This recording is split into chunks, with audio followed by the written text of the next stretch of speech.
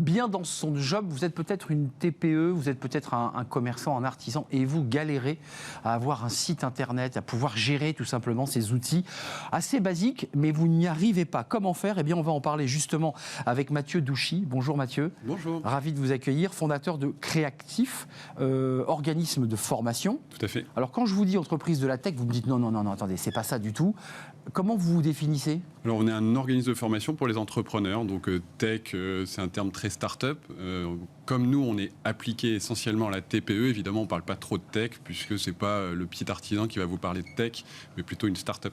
Votre cible, et vous l'évoquez à travers ce que vous dites, c'est une formation 100% gratuite, avec un accompagnement, et ça, il faut y revenir, de la BPI. Tout à fait, exactement. C'est la BPI qui a lancé un appel d'offres, un appel à projet, et sur lequel on a été retenu pour former les entrepreneurs. Ils ont pour objectif de former 150 000 entreprises jusqu'à juin 2025. Ça, c'est un enjeu majeur.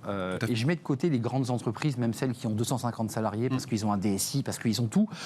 L'artisan boulanger, globalement, il a son apprenti, il a son ouvrier, il a sa femme à la caisse, et il ne sait pas comment faire. C'est ça l'enjeu, c'est de l'accompagner et de le prendre par la main. C'est exactement ça. En fait, post-Covid, on s'est rendu compte que il y avait des vraies problématiques dans beaucoup de petites entreprises, des indépendants, des freelances, des TPE, et donc c'est à ce moment-là que la BPI a pris en charge l'appel d'offres pour pouvoir développer la digitalisation des TPE. J'ai choisi le boulanger, c'est peut-être pas le meilleur exemple, mais il y a beaucoup de TPE, d'artisans qui ont envie de faire connaître. C'est quoi l'enjeu économique? Parce que s'il y a eu un appel à projet que vous avez remporté, c'est qu'il y a un enjeu. C'est quoi l'enjeu au fond?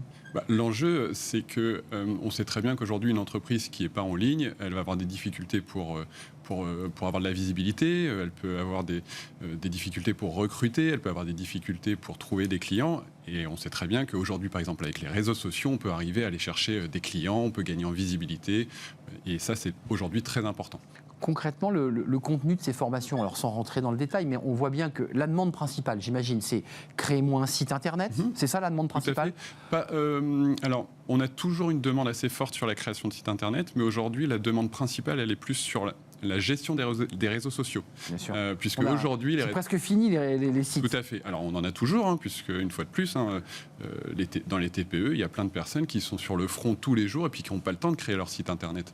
Et donc ils prennent en compte ce genre d'objectifs maintenant, mais avant, c'était pas quelque chose sur lequel ils s'étaient penchés. C'est vraiment intéressant l'évolution. Il y a 10 ans, tout le monde voulait un site. Là, vous étiez débordé de demandes.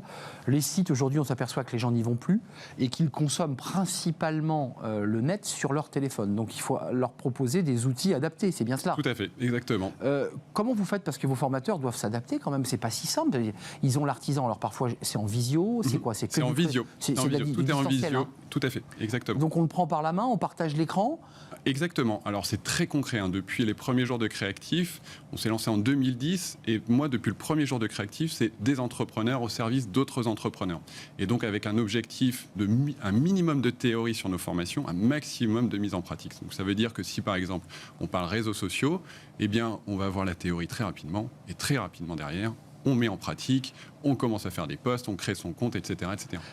Il y a les réseaux sociaux, c'est-à-dire les gros réseaux Twitter, Facebook, Instagram. J'imagine que c'est très demandé. Instagram, énormément. LinkedIn, Instagram. Et LinkedIn. C'est la demande la plus importante. Et puis, il y a un autre enjeu qui j'imagine, vous impacte aussi dans vos programmes de formation, c'est l'enjeu de la e-réputation. Oui. Vous avez des entreprises qui disent « mais moi, j'ai été sali par une mauvaise critique, je vois bien que c'est une manipulation du voisin d'en face ». Enfin, ça, c'est un sujet aussi qui impacte les TPE. Oui, tout à fait. Et c'est pour ça qu'on travaille aussi sur cet aspect. Et c'est relativement simple quand ça a été pris en amont. Parce qu'évidemment, si vous avez commencé à collecter un petit peu, par exemple, les avis de vos clients, le problème, c'est que quand vous avez un client qui n'est pas satisfait, il va vouloir se faire entendre. Plus que les autres. Plus que les autres. Et donc, si vous n'avez pas pris les devants, et ben en fait, ce qu'on va voir de votre entreprise, c'est uniquement ça. Et c'est dommage quand même, parce que alors que si ça avait été pensé un tout petit peu en amont, eh bien, au final, il n'y aurait aucun problème. Un mot sur le processus de la durée de formation.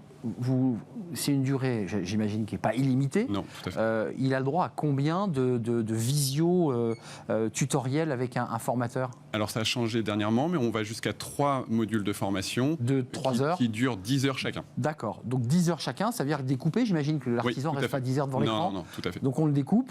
Et à la fin, il y a quand même la promesse d'un objectif opérationnel, concret.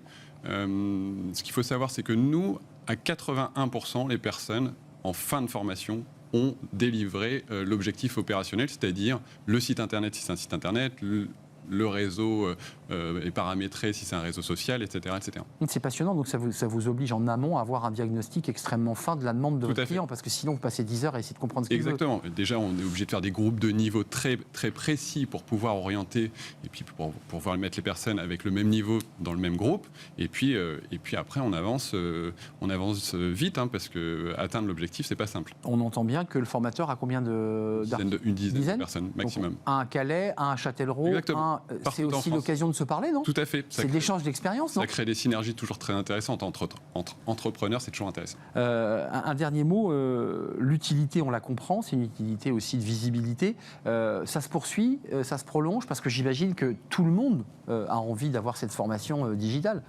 Alors, à la base, ce dispositif devait s'arrêter en décembre 2025. Il a déjà été prolongé jusqu'à juin 2026.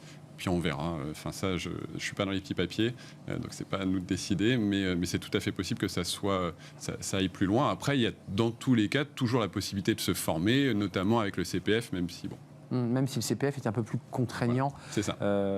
En effet. Merci Mathieu Douchy d'être venu nous rendre visite avec ces formations très adaptées, très concrètes. Du concret, c'est ce que veut l'artisan. Il veut qu'au bout, il ait son réseau social et il sache comment se déplacer sur Insta. Exactement. Il n'a pas le temps à perdre, l'entrepreneur. En général, il a très peu de temps à consacrer. Et puis, il passe souvent ses week-ends à faire la compta, puisqu'on n'a pas évoqué ce sujet, mais il y a aussi quand même des questions sur la compta. Tout à fait. Essayer de me mettre un logiciel qui fonctionne et qui ne me fasse pas perdre de temps. Merci, cher Mathieu. Vous êtes le fondateur de Créactif au service des entrepreneurs et des TPE. On tourne une page, c'est le livre de Smart Job, notre rendez-vous hebdomadaire. On parle de management, si vous allez le voir, on va l'analyser à l'aune du sport. Qu'est-ce que dit le sport et comment les valeurs du sport peuvent se transposer à l'entreprise? On en parle juste après le jingle avec l'auteur d'un livre passionnant.